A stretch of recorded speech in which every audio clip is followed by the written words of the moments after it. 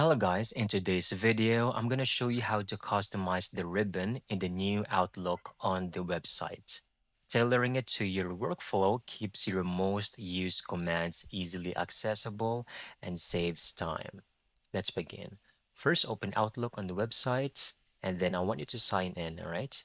And over here, I want you to click on the three dot to reveal more options, all right? Click on it and you should be able to see the option Customize. To open the ribbon customization pane.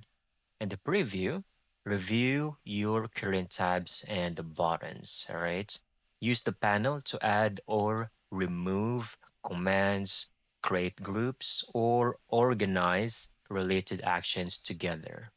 You can rename groups or buttons as needed and drag items or reorder them according to your preferences. Placing frequently used commands in convenient spots, usually on the left side right over here. And then once done, you can click or check on the live preview to view or confirm everything looks right. When satisfied, click on Save over here, and your customized ribbon should now appear every time you open Outlook. And that's it. That's how you can easily get this done.